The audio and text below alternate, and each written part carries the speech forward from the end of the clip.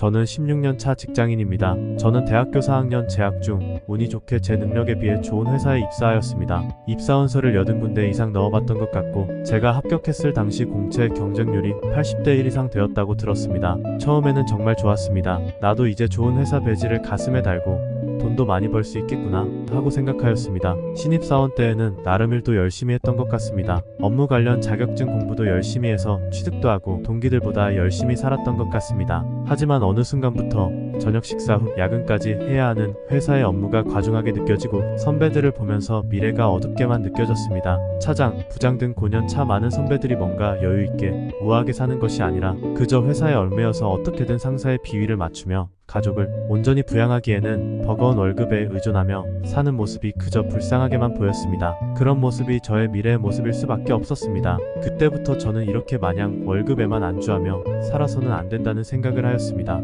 이에 저는 수년 전부터 다양한 투자를 해오고 있습니다. 토지, 상가, 오피스텔, 아파트, 신축, 부동산 공동투자, 코인 등 다른 직장 동료들보다 꽤 많은 투자를 해보았고 나름 성과도 거두었습니다. 물론 잘 되지 않은 것도 있습니다. 특히 부동산 쪽은 역대 최저금리 시절보다 요새 금리가 너무 많이 올라 이자를 부담하기가 힘든 상황입니다. 시장이 좋다고 너무 무리하게 투자를 하는 것은 나중에 독이 될 수도 있다는 사실을 깨달았고 이러한 사실을 깨닫기까지 지불하게 된 수업료가 상당히 많이 든 셈입니다. 저는 직장인으로서 어떻게든 부수입을 늘리기 위해 현재도 열심히 노력하고 있는데 유튜브에서 많은 부자들의 삶의 지혜나 성공 사례를 보며 저도 이렇게 노력하고 있습니다. 첫 번째, 매년 계획을 세웁니다. 많은 부자들은 연 단위, 월 단위, 하루 단위 등으로 목표를 세웁니다. 저도 올해 목표는 여러 가지가 있지만 일단 유튜브를 열심히 하는 것입니다. 구독자 수, 조회수가 많아지게 되면 다양한 기회를 얻을 수 있고 무엇보다 조회수 위주의 수익이 아니라 다양한 협업 등을 통해서 큰 수익을 얻을 수 있기 때문에 올해에는 일일비하지 않고 열심히 해서 좋은 성과를 내보고 싶습니다.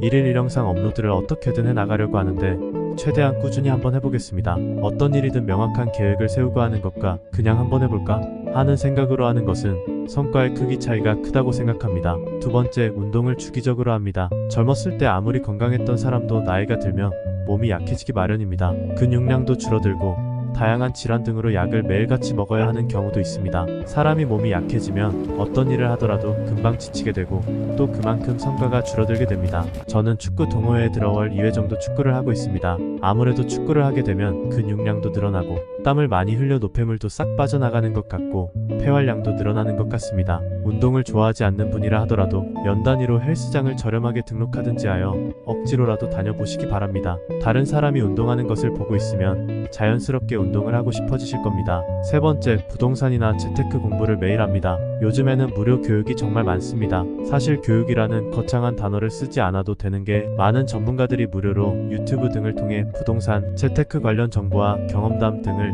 실시간으로 제공해주고 있습니다. 사실 이런 정보들은 인터넷상에 너무나도 많아서 시간이 없어서 다 못 볼 정도입니다. 특별히 공부를 한다고 생각하지 말고 그냥 누워서 편히 전문가들의 유튜브 영상을 보고 있으면 자연스럽게 공부가 되고 전문가들의 노하우를 쉽게 습득할 수 있습니다. 네 번째, 술, 담배, 명품 구매 등을 일절하지 않습니다. 술은 몇 년 전까지는 회식 때는 분위기 맞추어 먹는 정도였는데 이제는 전혀 입에도 대지 않고 있습니다. 술로 인한 부작용은 너무나도 많습니다. 많은 시비나 음주운전 등 다양한 사고들이 술로 인해 시작되는 경우가 정말 많습니다. 술 사먹는 돈 자체도 아깝습니다. 담배는 원래부터 피우지 않았습니다. 항상 냄새나는 담배와 라이터 등을 들고 다니며 온몸에 담배 냄새를 달고 다니는 사람들과는 친한 사람이라도 솔직히 이야기하기도 꺼려집니다. 가까이만 가도 담배 냄새가 나기 때문입니다. 요새는 전자담배도 있던데 그건 그나마 냄새가 덜 나는 것 같습니다. 하지만 담배라는 것 자체가 지속적으로 돈도 들고 건강도 해치는 것이기 때문에 끊을 계획이 있으시다면 적극적으로 끊어보시길 바랍니다.